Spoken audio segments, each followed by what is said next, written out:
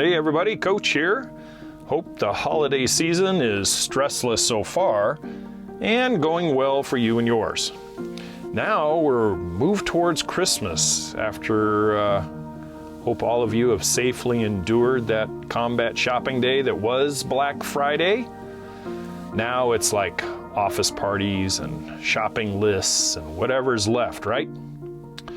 No, I'm not one of those guys. I do not participate in any Black Friday shenanigans and haven't for many years. Not my style. You know, the commercialized side of the holiday I abandoned decades ago and kind of relegated to a more personal, intimate side with gifts of different nature and the thought behind it. Hey, anyway, this week we are looking at landscape water features. The various styles, the various methods of building, ones that are done well and ones that are not done so well, and some that are just plain ugly. Hey, stay with me. I am glad you're here. Happy holidays, everyone. I will be right back.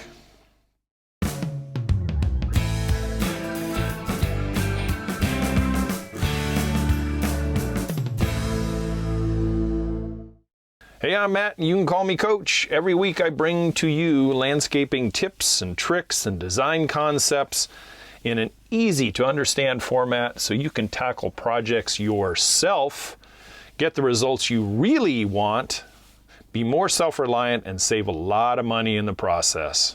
You know, many years ago, that being the late 90s, I educated myself on water features and made the installation and construction of them part of my landscape repertoire. I got educated by attending several pond building days hosted by local pond suppliers in my area and larger companies, including one company that I grew to like and did a lot of business with over the years. That company was Aquascape out of St. Charles, Illinois. They were off and rolling back then with ponds and pondless water features that I found natural in appearance using natural materials like boulders and gravel and slate stone for spillways, and I really got enamored with it and I really wanted to make it part of my business. I bought the manuals and DVD instructional discs and started installing some of the small ponds and small pondless water features in my area. Boy, that was many years ago. After a couple years, I dropped the actual pond building because I found many people really did not have the desire, despite many, of my educational disclosures and the DV training video that went with it, about the maintaining of the pond to the specification it takes to balance, very important word to remember in ponds, balance the system in the first critical 60 days after the install. When I speak about balance, I'm talking about plants, fish, nitrates, and other things in the water that cause the water to clear and not go green algae. It does take a little work, but done right and following the directions, it is very well worth it. What I did gravitate towards was the pondless water features, the pondless waterfalls, and the standalone water features from the same company that gave much the same effects and ambiance as the ponds, but with about 1/10 of the maintenance and, more importantly, the required space. The last pondless waterfall I installed was at Weed Patch Ranch, right at my very own home. It was a medium-sized cascade with lots of, go figure, landscaping around it. Out in the front yard, I had installed one of Aquascape's stacked slate urns, one of the medium-sized ones, which graced the sunset deck and the front driveway as you drove up to my home. These two water features were my go-to installs when it came to water features for clients in the last few years of my construction career. In considering a water feature for your yard, there are many to choose from. But before we go down that huge list, which we will not have time to do in this short video, ask these questions to yourself as kind of a guide to finding out which water feature might be right for you. Let's take a look. Number one, what would be the general budget that I want to invest in a water feature? Number two, do I have any experience in water features whatsoever? Number three, what do I hope to accomplish in installing a water feature? Very important. Number four, what style of landscape do I currently have, and what water feature would work well in it? Say that 3 times fast. Do I need help in constructing this water feature, or can I do it myself in a weekend? Well, let's take a look. Let's take a look at question number one. If you say I have maybe $500 I want to invest in my water feature, then guys, all honesty and transparency, then you would be relegated to a kind of box store materials in the nursery department. And that's not to insult anybody, that's just a fact of that's about how much this stuff costs. There you can find some pond liner material or drop in the ground plastic pond forms. You can find some pumps and hoses and some accessories. Or maybe a pre-assembled water feature that are basically fill, plug, play, and enjoy type of style. Really a real starter standalone water feature. Now, if you bump up the budget to say $2,000 to $2,500, then you can start playing with the big boys on a DIY level. Many companies have pond kits you can purchase in sizes that are usually labeled micro, small, medium, and large. And as long as you have the landscape elements to complement the finished water feature, you can have a really nice DIY project that can be done in a weekend or a little longer, depending on your personal skill level, your soil conditions, and the amount of time you can allocate to it. Some space is required, obviously, but many micro waterfall systems can be placed in a 10 by 10 area or less. And like the one I mentioned earlier, the stacked slate urn I spoke about, that takes about a 4 foot by 4 foot area, plus any little landscaping around it that you might desire. That's not too bad, right? You know, addressing question number two, if you're a newbie to water features, then I strongly suggest you stick with a standalone water feature elements that are available. These are easy to install with a self-contained water basin.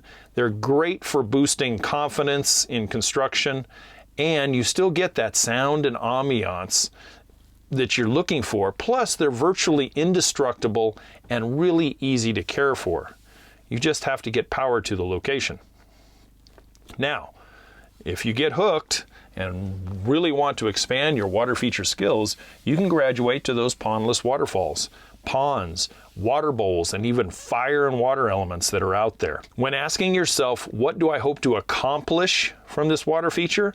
Think of water features as a focal point in the yard that can enhance outdoor living spaces, and really emphasis on living spaces. For instance, you know, the space front door entry areas, very high trafficked areas, great place to have a focal point such as a water feature.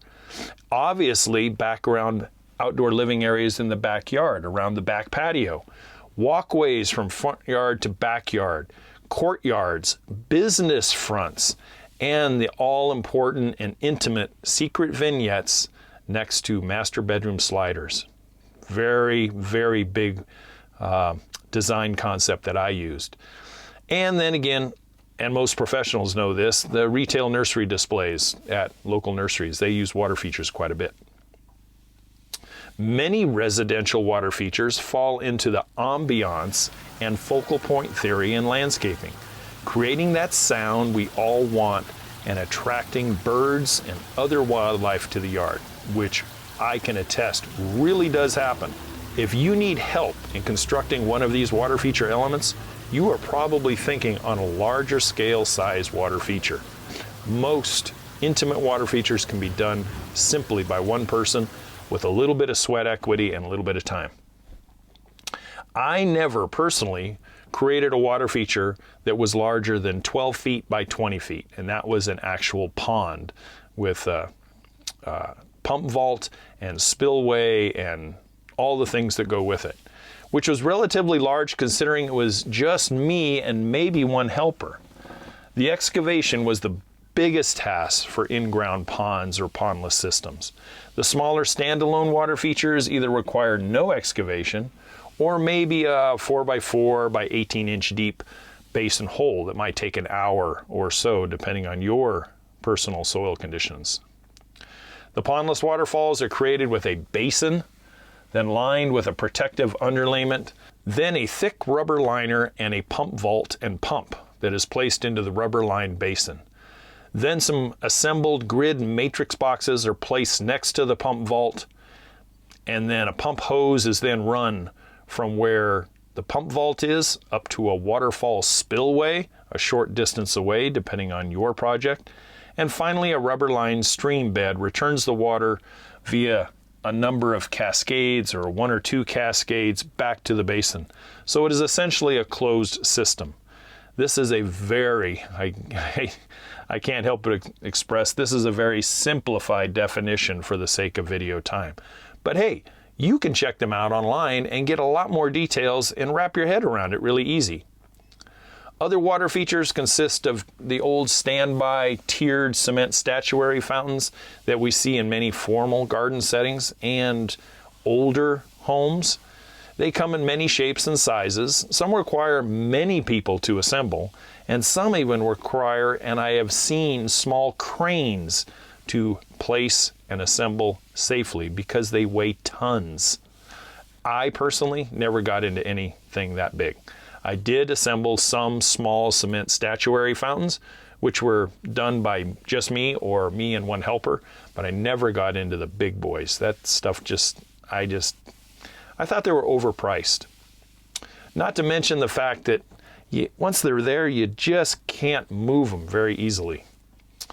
Now, another type of system that I've seen is like the basalt rock columns that are stood vertically, and the columns are actually pre-drilled for plumbing, and they generally stood over gravel basins or heavy-duty ABS plastic basins, and they're pretty popular.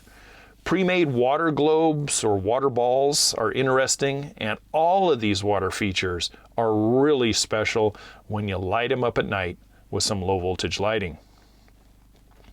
Now, that's all the positive side. Now let's talk about just a little bit of reality. Another issue that I saw with water features is there is also the honeymoon effect. With many folks that get the water feature bug, and I'm serious about that. They see something at a garden show or a nursery and they just have to have it. You know, they really enjoy it for about 6 months. And this isn't everybody, but some people. Then they grow bored and find something else and allow the investment to kind of deteriorate and get ruined over time, which is just a shame. Water features need a little TLC, or at least checking on regularly, in order to keep those pumps working well, any algae growth at bay, and the water always fresh, sparkling, and never anaerobic or stinky. You know, at Weed Patch Ranch, the pondless waterfall, for its size and full sun exposure, was actually less maintenance than the stacked slate urn at the front of the house. That water feature, the stacked slate urn, required about 4 times a year maintenance, which included water switch out, a little algae scrubbing off of the water feature itself, and in the warmer months, checking on the pump and cleaning it twice a year. On the other hand, the pondless waterfall required about 2 times a year checking, and that was mainly for algae accumulation and occasionally basin top off with some additional water. And you can even buy pre-plumbed automatic fill valves for those things if you didn't want to even do that much work. The pump never needed attention the entire time I had it installed there, and that was about 4 years. But for the look, feel, ambiance, and wildlife attraction both water features gave back, they were well worth the money and time spent on them. Not only that, but they were very popular with guests, pets, and kids. And hey, let's stop for just a moment, speaking of pets and kids, and let's talk safety a minute. Any water feature that has a exposed bowl or basin of standing water, say like 4 inches deep or more, we got to admit it has the potential for drowning. That is the main reason, and the main reason that I installed water features that had no access to pooling water. The basins were all subterranean and covered in gravel or river stone, as was the water basin for the pondless water system as well. Trickling and cascading water was not a danger to little ones, as my very own granddaughter can attest to. The cascade was maybe 1 to 2 inches deep at the most, maybe, and was more fun to basically splash around in than ever be able to immerse yourself in. Remember, safety first as a contractor and a homeowner. Always, always, guys. The water is out of sight and inaccessible under a gravel basin when not in use. When we vacationed or were away for a few days, I drained the 2 features and removed the pumps for cleaning and storage, then rebooted them after some cleaning, them fresh and clean when I got home. No accidents at Weed Patch Ranch, please. In addition to water safety, let's discuss electrical safety. Your electrical source should be placed per your local code, if at all possible. A GFCI plug is used for circuit protection and enclose it in a weatherproof bubble cover for weather protection. I placed plugs a minimum of 6 feet and oftentimes 10 feet or more away from the water features so it would be outside the splash zone, and was usually disguised with some landscaping for protection and concealment. Although I have seen it, I do not always suggest running water features full time off of extension cords. Do they work? Yeah, sure, but connections wear out. Water can intrude at those plug-in connections, especially if it's exposed to sprinklers, and they can be kicked around to, get a little too close to water sources for my comfort. Always have a plan on good, secure, and safe power to your water feature as kind of as a real permanent solution. When it comes to winterization, winterizing can be done for those with water features in colder climates. Draining, cleaning, storage of pumps is a good start. And for those lucky enough to be in warmer areas, heck, you can enjoy water features 12 months out of the year. DIYers, please, I ask you, please follow my lead and do a little research, education, and even attend a pond building day if you can find one. They're all over the country. Many outlets and nurseries oftentimes will sponsor these events, and you can check them out. There's really an art in making ponds and waterfalls look natural in the landscape. Emphasis on the word natural. Many folks end up trying to build a water feature and it turns out looking like a volcano in the middle of the backyard and just has no natural look to it whatsoever. The rubber liner's exposed, they can't cover it all up, and it just stands out like a sore thumb. That is what I want to steer you away from. That is the bad and ugly of this portion of water feature education. I think no water feature looks better than some of these results, but hey, you be the judge. Hey, check out the websites like Aquascape and Atlantic and Universal Products for a lot of information, education, ideas, and products out there. Please do not willy-nilly this, and you will be happy you did it right the first time. You got the results you saw in the pictures and can enjoy it for years to come. Plus, more importantly, dang it guys, you did it yourself. Pat you on the back, okay? Hope you got a little from this. Give me a like and a comment below. Let me know your experience with water features, good, bad, or indifferent. Hey, check out my plan of the week. Next week, we look into landscape ambiance and all that entails. I hope you can join me. You know what to do before you leave, and I thank you in advance. Hey, I'm Matt. You can call me Coach. I'll see you next week. Take care, everybody.